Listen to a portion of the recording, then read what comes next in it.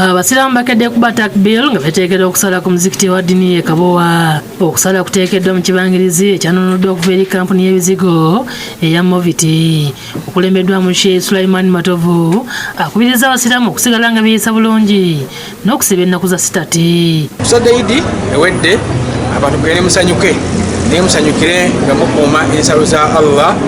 Temulula kisibo kyammwe omuntu bw'asiba omwezi gwa Ramadan nayongerezaako ennaku 6 abali wanga asiibye omwaka omulamba. Nabwe tubakubiriza nti mwezi guno ogutandise gwa Shawwal musibe ennaku 6 ezo. Abadde ssente w'akakiiko akasonze ssente z'okweddiza ekifo kino Hajji Aluna yabazizza abantu abeenyigidde mu kuwaayo. Tusaalira mu bibangirizi naye nga si byaffe naye okubeera nga Kabowa Diniya tusaalira mu kitundu ekigazi bwe kityo nga kyaffe nga kivudde mu ntuyo z'Abannayuganda bonna okutwaliza wamu.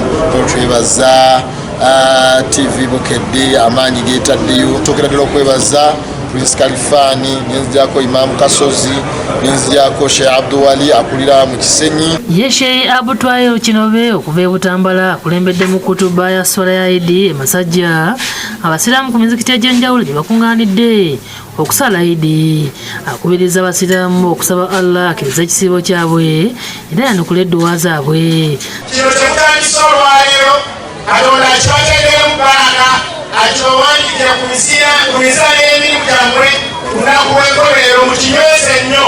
Asabye abawalimu okujja ensonga za Allah ku mitimbagano. Bannange mukume eddiini yaffe mugijje mu social media.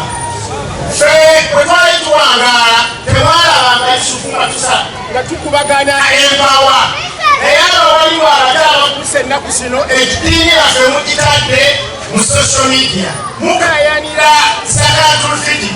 Sheikh Yusufu Sentamu akubiriza abasiraamu okwegatta basobole okuzimba omuzikiti gwa Huda ogumanyiddwa nga Kayiira. Tugende twewandiise ku muzikiti ekitutwala. Lwaki? Tulina akasente ke tubeeteekamu.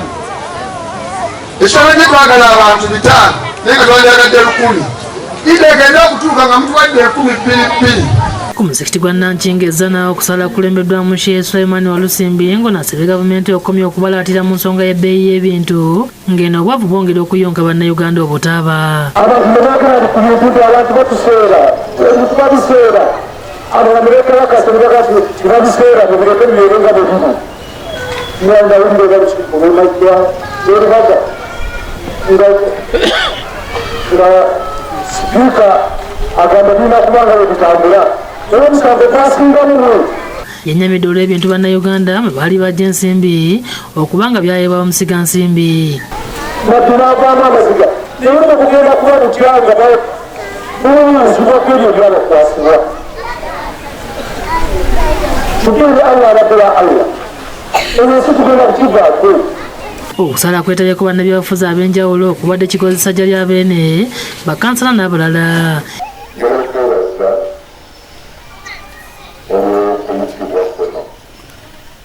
Imamu w'omuzikiti guno Yusufu Bukulu ssaako yettwale Ahmed Tamale beebazizza abasiraamu abafubye okulaba nga basibulula bannaabwe.